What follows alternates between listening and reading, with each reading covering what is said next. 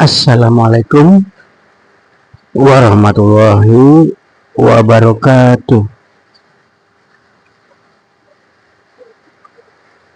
Di sini hujan, dingin. Teman-teman, sahabat karakter,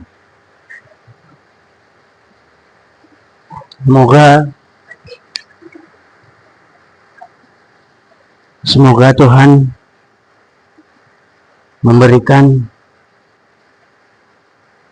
menganugerahi pikiran yang terang bagi kawan-kawan semua, karena pikiran yang terang adalah jalan menuju kebahagiaan. Bos, halo bos.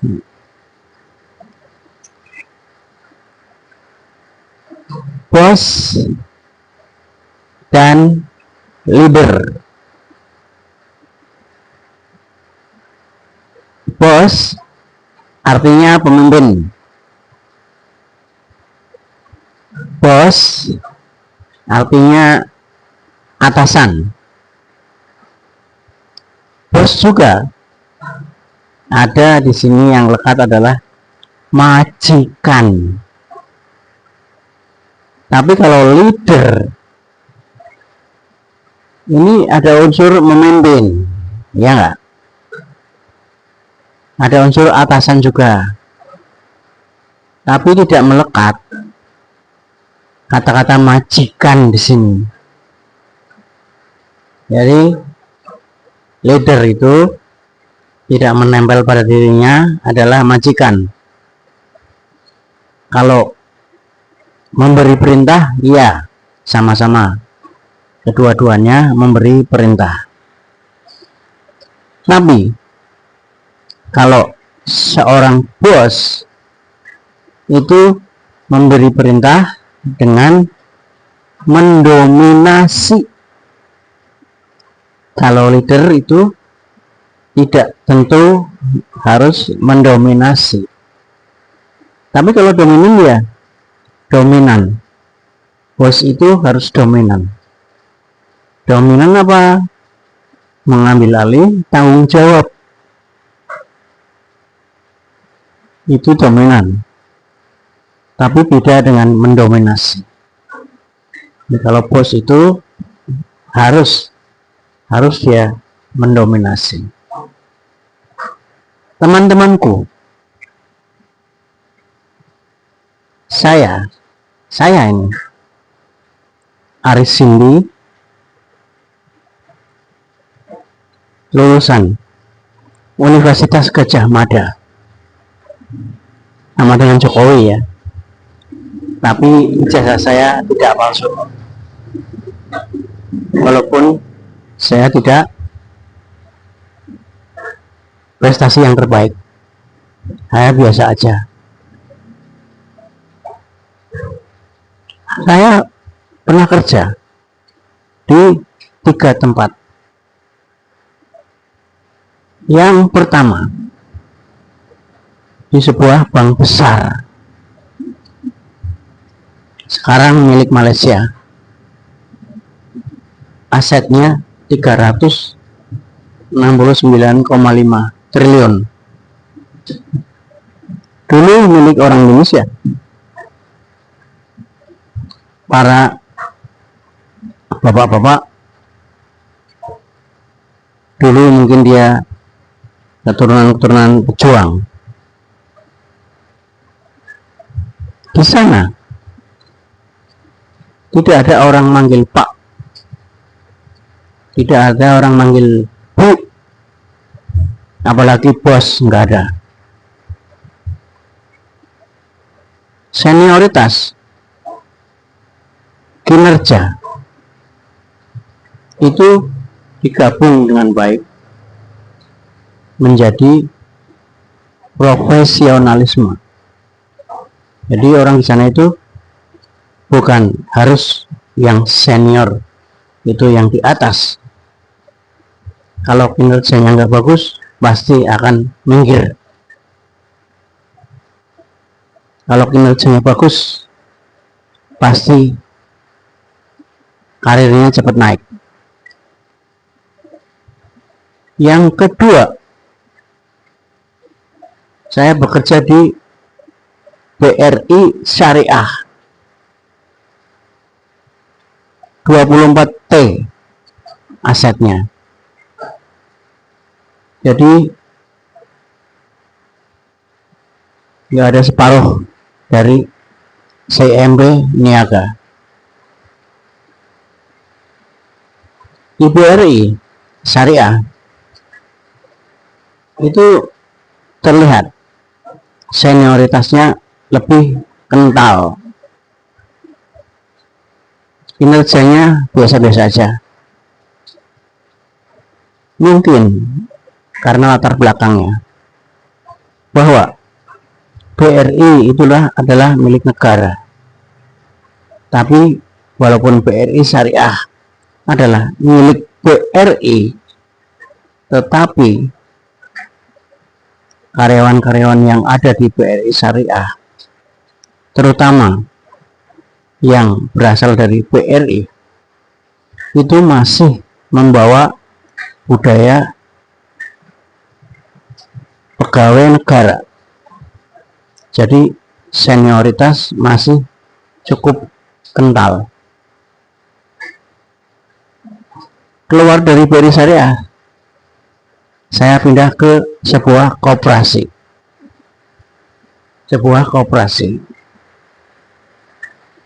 Koperasi ini asetnya cuma 1T.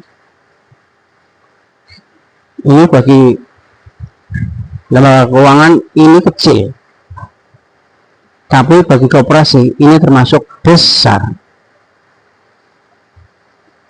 Di sini yang doktrinnya seharusnya adalah dari anggota, oleh anggota, untuk anggota.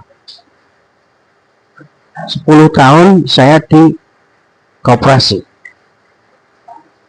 Doktrin ini jauh menyimpang.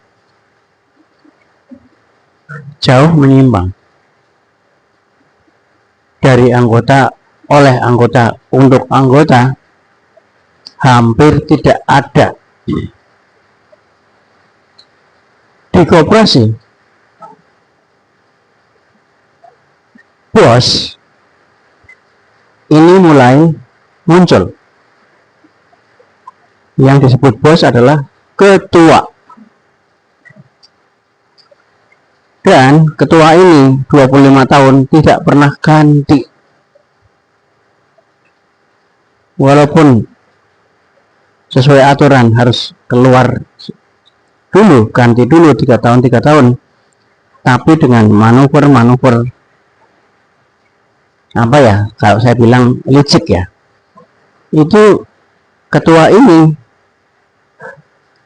mundur dari ketua, pegang menjadi pengawas, tahun berikutnya masuk jadi ketua lagi, dan seterusnya hingga 25 tahun lamanya bertahan menjadi ketua. Yang ini dipanggil bos. Karyawan yang lain di bawahnya manggil Bu dan manggil Pak. Jadi di sini bos ini hanya untuk 1 orang.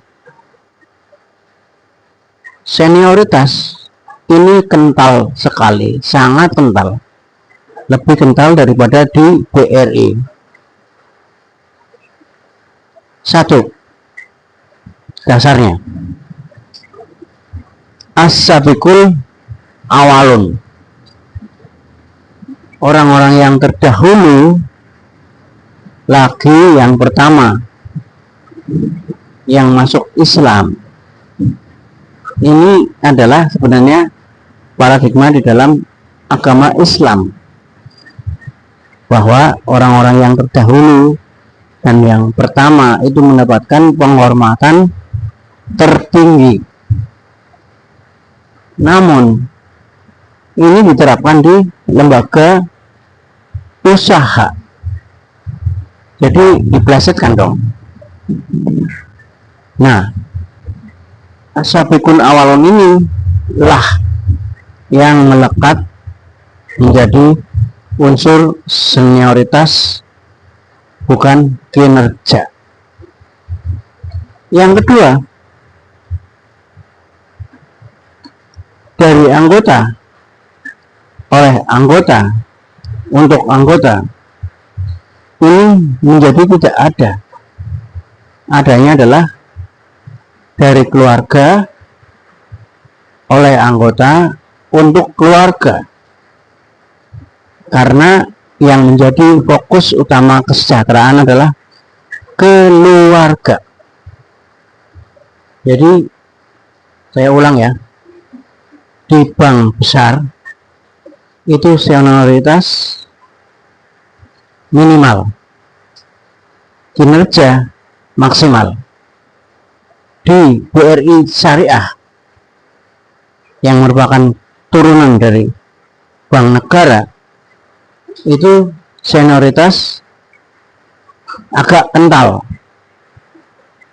dan kinerja biasa-biasa aja. Di koperasi ini senioritas itu maksimal di situ. Nah, indikatornya apa?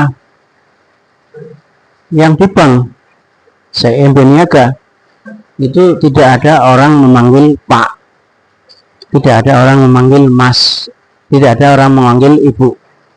Adanya Mas dan Mbak, siapapun dimanapun, selama itu karyawan. Di BRIS itu mulai muncul panggilan Pak dan Ibu, dan di koperasi ini muncul Bos.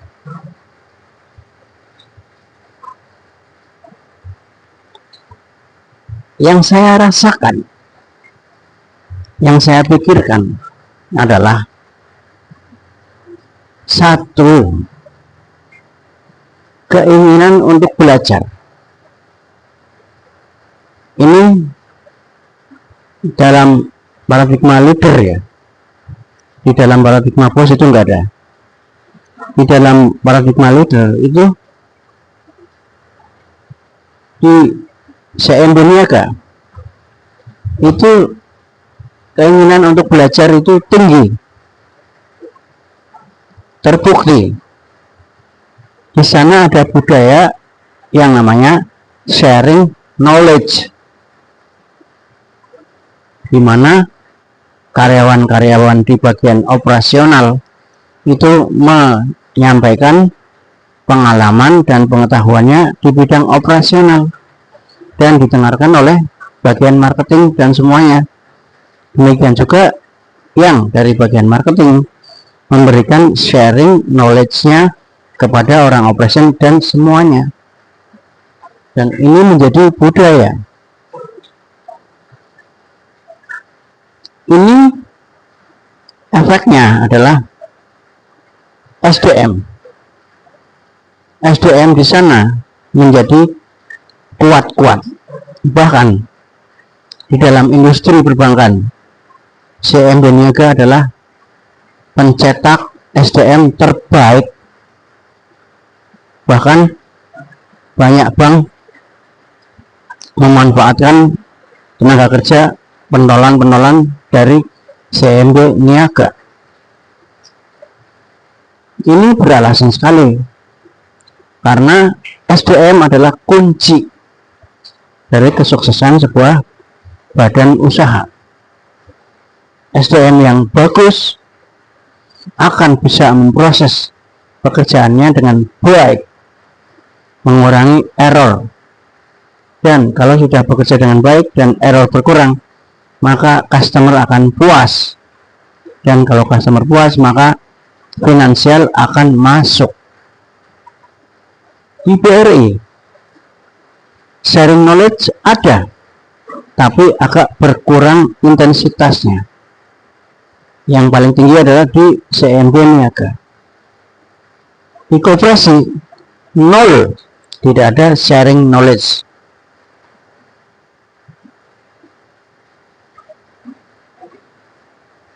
Di CMB Niaga, belajar itu adalah termasuk memberikan pelajaran kepada junior-juniornya, membentuk kader-kader penggantinya, sehingga proses regenerasi ini terjaga dengan baik di sana.